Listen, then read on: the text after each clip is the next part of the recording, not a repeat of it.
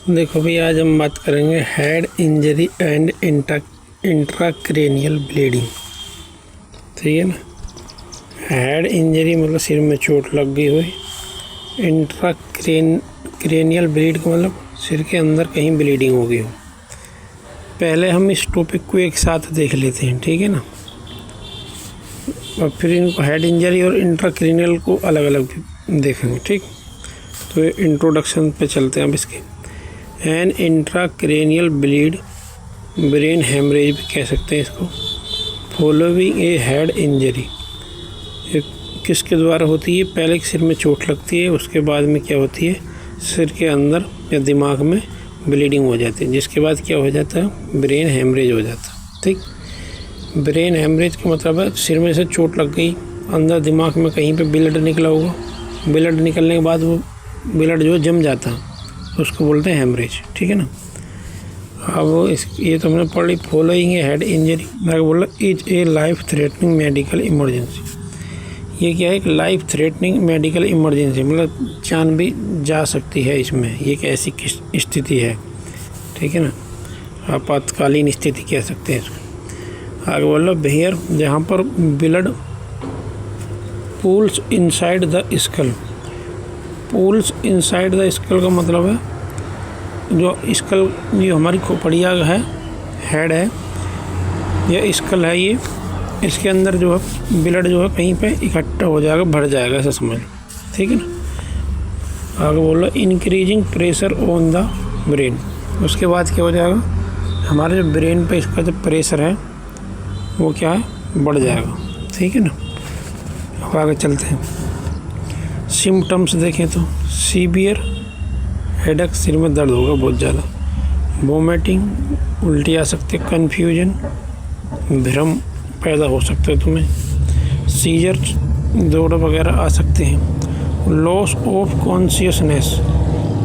Loss of consciousness का मतलब जो तुम होश में हो, तुम उस होश को जो है खो दोगे, बेहोश हो जाओगे, कहने का मतलब ये समझ। अब आगे देख लें टाइप ऑफ इंट्राक्रेनियल हेमाटोमा।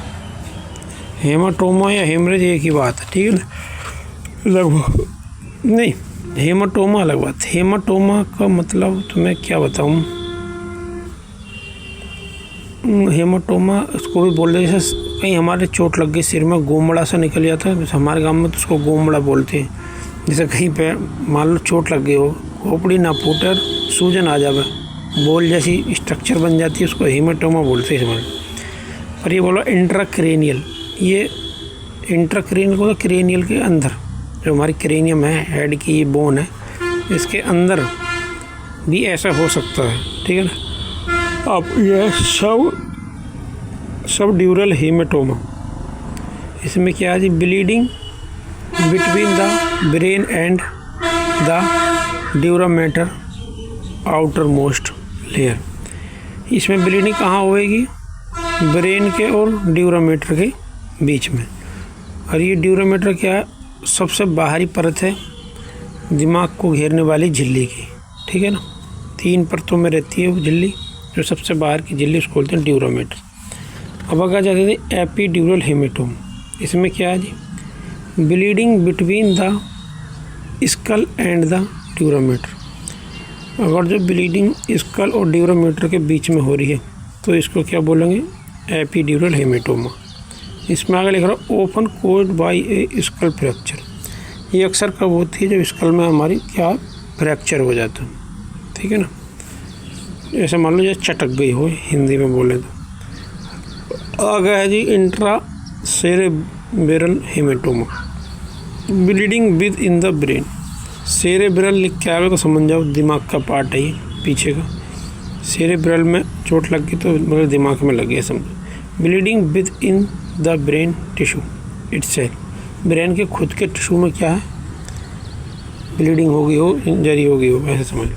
ठीक है। तो इसके 3 टाइप हो गए, सब ड्यूरल हेमेटोमा, एपीड्यूरल हेमेटोमा और इंट्रा सेरेब्रल हेमेटोमा। अब आगे चलते हैं जी की सिम्टम्स ऑफ ब्रेन ब्लीड। इसमें मतलब कुछ खास बातें हैं वो देख लेते हैं क्या की। सडन सीवियर हेडेक, अचानक इसमें क्या बहुत ज़्यादा दर्द होगा सिर में। ओफन कॉल्ड थंडर क्लैप, इसको क्या बोलते हैं? थंडर क्लैप बोलते हैं, ठीक है ना, थंडर क्लैप हेडेक। ये कोई मेडिकल टर्म है, होएगी ये कोई जो यहाँ पे यूज करेगी, थंडर क्लैप हेडेक, ठीक है ना। उसके बाद है जी न्यूरोलॉजिकल डेफिसिट्स।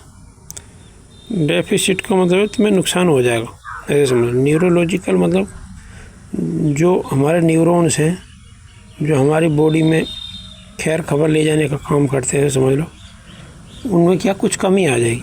देखते हैं आगे। वीकनेस, कमजोरी आ जाएगी। नंबरनेस, सुन्नपन आ जाएगा। और पैरालिसिस, फालिश वगैरह पड़ जाएगी।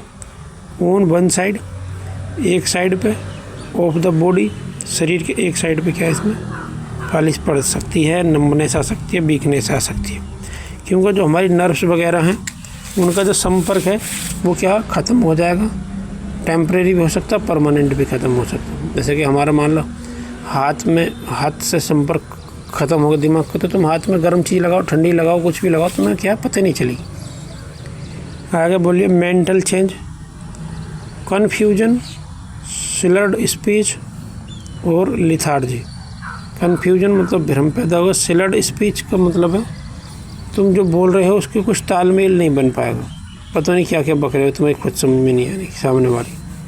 लिथार्जी की पता नहीं भी क्या है, मैं भूल गया, बस मैंने पढ़ी तो है लिथार्जी का क्या मतलब। अब आगे चलते हैं इसको। अब है जी फिजिकल साइन में देखते हैं इसमें क्या है। वोमिटिंग, डिजीनेस, सीजर, उल्टी आ सकती है, चक्कर आ सकते हैं, सीजर दौड़ा पड़ सकते हैं, एंड लॉस ऑफ कॉन्शियसनेस, ये वैसे पीछे भी पड़ सके, जो तुम होश में हो वो क्या होश तुम्हारा खो जाएगा। आगे देख लेते हैं इसको। कोज एंड रिस्क फैक्टर क्या क्या है इसके। तो कोज तो वही है, चोट लग जाए, तुम्हारा एक्सीडेंट वगैरह हो जाए, सिर पे कोई पत्थर मार दे, ईंट मार दे, लोहे की रोड मार दो, या बाइक से टक्कर लग जाए, कार में बैठे हो तुम्हारी एक्सीडेंट हो जाए, तब ये लग जाएगी। पढ़ते इसको ट्रोमा में क्या। फॉल्स का मतलब गिरना। मोटर व्हीकल एक्सीडेंट, वही जो मैं बता रहा हूँ, मोटर व्हीकल एक्सीडेंट हो जाए तुम्हारा, मोटरसाइकिल कार वगैरह। एंड स्पोर्ट्स इंजरी, खेलते वक्त कोई चोट लग जाए तुम्हारे सिर में। एंड द प्राइमरी कोज, ये क्या है, मेन कारण तो यही है इसके ट्रोमा के, सिर में गिरना, मोटरसाइकिल पे एक्सीडेंट हो जाए, ये सब, ठीक है ना। आगे ब्लड थिनर का मतलब खून को पतला करने वाली जो दवाई है, वो अगर तुम वो ले रहे हो तब भी क्या दिमाग में तुम्हारे क्या ब्लीडिंग हो सकती है। Use of medication like warfarin, जैसे हेपेरिन है वो नेचुरल क्या है, एंटीकोआगुलेंट है, मतलब ब्लड को जमने नहीं देता शायद। और वारफेरिन ये भी जमने नहीं देगा, लेकिन ये मेडिसिन के रूप में मिलेगा हमें, ना कि हमारी बॉडी में। जैसे कि NSAID में आने वाली ड्रग है एस्पिरिन, ठीक है, ये क्या ब्लड को पतला करती है।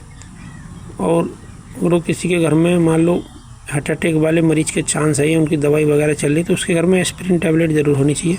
उन्हें अगर कुछ लक्षण लग रहे हैं और तुम एकदम तो डॉक्टर के पास लेके जाओगे नहीं, तो क्या है एस्पिरिन टैबलेट दे दो, तो क्या है ब्लड को थोड़ा पतला कर सकती है, जो हार्ट अटैक आने के चांस है वो कुछ क्या कम कर देगी। आगे बोलो इंक्रीज रिस्क, ये क्या है रिस्क को जो बढ़ा देगी एस्पिरिन टैबलेट या वारफेरिन। आगे लिख रहा है स्पेशली इन ओल्डर एडल्ट्स, खासकर किन में, जो 40, 45, 50, 55 साल के, इनमें ये रिस्क बढ़ाती है। एक चीज़ और है, तुमने देखी होगी जो शुगर वाले मरीज होते हैं ना, जो शुगर की जो दवाई चलती है ब्लड को जो गाढ़ा करती है, कंसंट्रेट करती है समझो, तो डॉक्टर साथ में उसको एस्पिरिन टैबलेट लिखते हैं। वो क्यों लिखते हैं, ताकि जो दवाई वो दे रहे हैं शुगर की वो तो गाढ़ा करेगी, और गाढ़ा करेगी तो हार्ट अटैक आ जाएगा, तो इसलिए वो एक ऐसी भी टैबलेट दे देते हैं मरीज को ताकि वो ब्लड गाढ़ा ना हो, नॉर्मल कंडीशन में बना रहे, ठीक है ना। आगे high blood pressure, unmanaged high blood pressure can make vessels more susceptible to bursting. ये कह रही अनमैनेज्ड हाई ब्लड प्रेशर, जिसको तुम ऐसा ब्लड प्रेशर जिसका तुम प्रबंधन नहीं कर पाए हो, मैनेजमेंट नहीं कर पाए हो, या मतलब मेडिसिन नहीं ले पाए हो। प्रेशर कैन मेक वेसल्स, ये क्या कर सकता है? वेसल्स को मतलब वाहिकाएं, ब्लड की जो नसें हैं उन्हें कह सकते हैं। मोर ससेप्टिबल टू बस्टिंग, बस्टिंग का मतलब उनको फटने पे क्या है, मजबूर कर सकती है। ठीक है ना। ब्लड प्रेशर बहुत ज़्यादा होगा तो दिमाग को जो खून ले जाने वाली नसें हैं वो फट सकती हैं, ये कहनी चाह रही है लाइन। अब फट जाएगी तो वहाँ पर ब्लड बह जाएगा, ब्लड बह जाएगा तो बाद में क्या, हेमरेज हो जाएगा। ठीक है ना, वहाँ जम जाएगा खून। आगे है जी डायग्नोसिस एंड ट्रीटमेंट। इसमें क्या कहा जी, imaging. A head CT scan is the primary tool to the identify bleeding. सिर में कहीं पे चोट लगी तो इसका सबसे मेन जो है जांच कराने का सिस्टम है वो क्या है, CT स्कैन है। CT हेड तुमने सुना होगा। ब्लड क्लॉट्स, ब्लीडिंग को पहचान लेगी, ब्लड को कोई क्लॉट्स जमा है, हेमरेज होगा उसको पहचान लेगी।